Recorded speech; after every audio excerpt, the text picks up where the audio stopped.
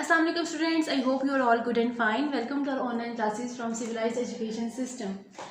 Today I am going to deliver a lecture for class pre-9th and 9th. Subject is physics. This is lecture number 3 and unit number 1 which is physical quantities and measurements. Students जो हमने previous topics पढ़े हैं वो आपकी screen में कुछ show हो रहे हैं. अगर किसी ने नहीं देखे टॉपिक्स या नहीं सुने तो वो प्रीवियस जो वीडियोस हैं हमारी यूट्यूब चैनल पर जाके चेक करें और इनको सुने ताकि आपको प्रीवियस जो हमारे लेक्चर्स हैं वो समझ आ सकें. जो आज हम पढ़ने जा रहे हैं वो role of physics in science, technology and society.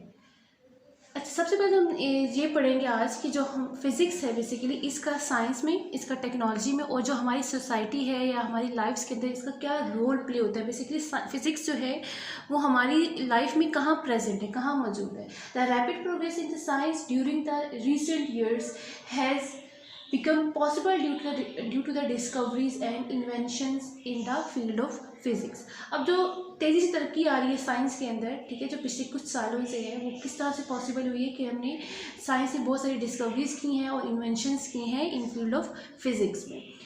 The technology is the application of science principles. अब जो टेक्नोलॉजी जितनी भी आपके अराउंड, आपके आसपास जो टेक्नोलॉजी आप इस्तेमाल कर रहे हैं, चाहे वो किसी भी तरह की हो, वो डेफिनेटली किससे, वो टेक्नोलॉजी कहाँ से आई है, वो साइंस के प्रिंसिपल्स, साइंस के असूलों को अप्लाई करके, उनको इस्तेमाल करके हमने या ह्यूमन बीइंग ने जो है वो टेक्नोलॉजी जो है वो इन्वेंट की है.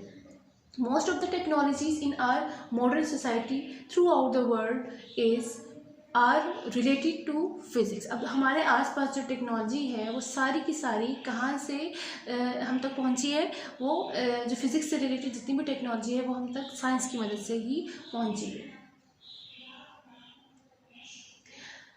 A car is made on the principle of mechanics and a refrigerator is based on the principle of thermodynamics. अब तो हमारी लाइफ के अंदर सबसे मेन जो हम सोर्स यूज़ करते हैं वो क्या है, कार या रेफ्रिजरेटर हमारे घरों में यूज़ होता है. तो ये दोनों चीज़ें इन्वेंट की गई, इनके जो बैकएंड पे फिज़िक्स के ही जो प्रिंसिपल्स और रूल हैं वो अप्लाई किए गए. अब कार को बनाने के लिए प्रिंसिपल ऑफ मैकेनिक्स को इस्तेमाल किया गया और इसके अलावा एक रेफ्रिजरेटर को बनाने के लिए जो इसके पीछे इसका प्रिंसिपल होता है उसको हम थर्मोडायनेमिक कहते हैं. ठीक है.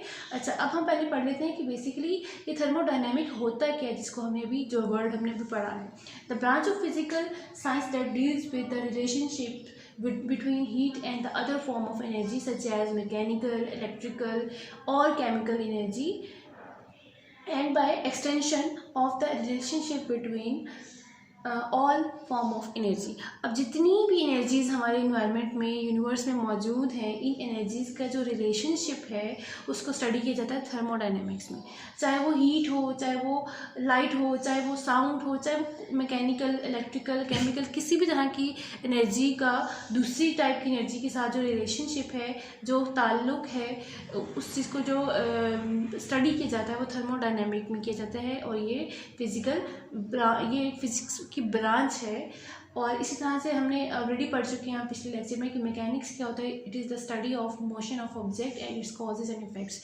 और इसी तरह जो मोशन है ऑब्जेक्ट्स की उसको और उसकी कॉजेज़ को, उसकी वजूहात और इफेक्ट्स को स्टडी किया जाता है मैकेनिक्स में.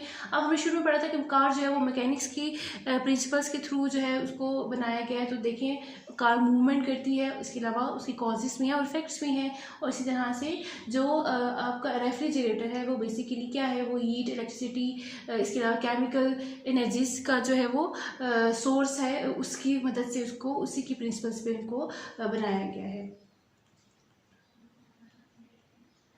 अब इस तरह से हमारी एक लाइफ के अंदर एक और फिज़िक्स का एक टूल है जिसको हम इस्तेमाल करते हैं और बहुत ज़्यादा इस्तेमाल करते हैं, जो कि है पुली. ठीक है. पुली बेसिकली क्या होती है, चीज़ों को उठाने के लिए, लिफ्ट करने के लिए इस्तेमाल की जाती है. ज़्यादा बड़ी हैवी चीज़ों को, हैवी ऑब्जेक्ट्स को लिफ्ट करने के लिए. Consider pulley that makes it easy to lift heavy load. अब हैवी लोड्स को लिफ्ट करने के लिए, उठाने के लिए पुली की ज़रूरत होती है. जैसे कि पिक्चर में भी आपको शो हो रहा है कि एक पुली के ऊपर से रोप को, रस्सी को गुजार दिया जाता है और एक सिरे से एक हैवी ऑब्जेक्ट को, हैवी आइटम को बांध दिया जाता है और दूसरी चीज़ को पकड़ के खींच लिया जाता है, पुल कर लिया जाता है, जिससे क्या होता है कि हम इजीली किसी भी वेट को ऊपर की तरफ उठा सकते हैं. Electricity is used not only to get light and heat but also mechanical energy that drives fan, electric motor etcetera. अब जो इलेक्ट्रिसिटी है बेसिकली क्या है, ये भी तो एनर्जी ही है, ठीक है, ये भी एनर्जी है और ये ना सिर्फ लाइट यानी कि सिर्फ जलाने के लिए इस्तेमाल नहीं की जाती बल्कि इससे हीट भी प्रोड्यूस की जा सकती है इसके अलावा।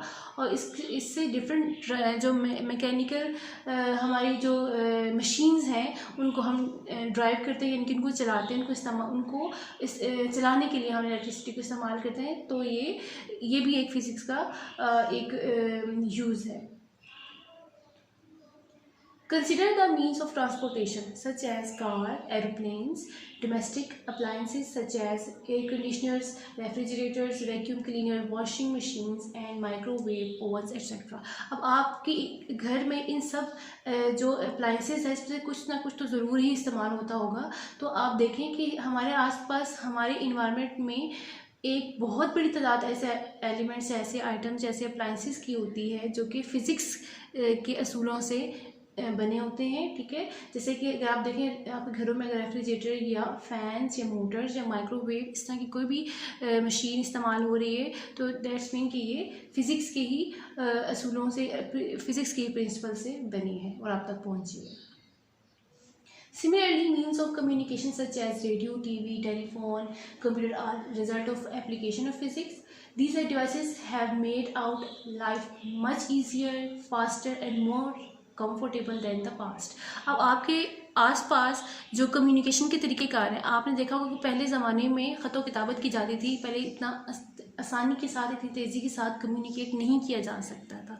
तो अब क्योंकि हम बहुत स्पीडीली जो है बहुत फास्टली कम्युनिकेट कर लेते हैं, with in seconds, with in minutes हम कम्युनिकेट करते हैं। तो ये सारी की सारी किस वजह से है? फिज़िक्स प्रिंसिपल की वजह से, साइंस के प्रिंसिपल्स की वजह से है।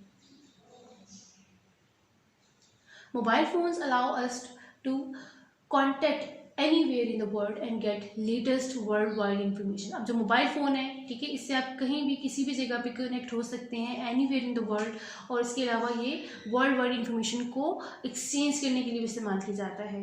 We can take and save pictures, send and receive message to our friends. We can also receive radio transmission and can use as a calculation as well. Okay अब एक मोबाइल, छोटा सा mobile आपके बहुत सारे काम कर देता है, जिसमें आप क्या करते हैं, उससे कम्युनिकेट भी करते हैं, आप पिक्चर्स, फ़ोटोज़ को रिसीव एंड सेंड भी कर सकते हैं, इवन क्लिक कर सकते हैं फ़ोटोज़ को, कैमरा भी आपको अवेलेबल होता है। इसके अलावा मैसेजेस कर सकते हैं, यानी कि आप SMS किसी भी वे में, किसी भी तरीके से आप कम्युनिकेट करते हैं। रेडियो टाइप ट्रांसमिशन को इजीली फ़ोन पे सुन सकते हैं। उसके अलावा ज़रूरत पड़ने पर आप इसको एज ए कैलकुलेटर भी इस्तेमाल करते हैं।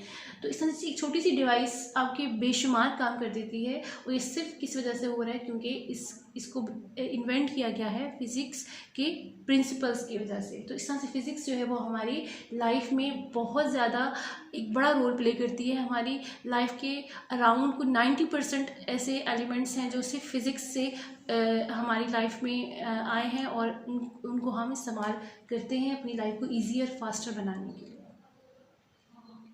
This is the end of our class. Thank you so much for your participation. Have a good day. Stay home, stay safe. Allah Hafiz.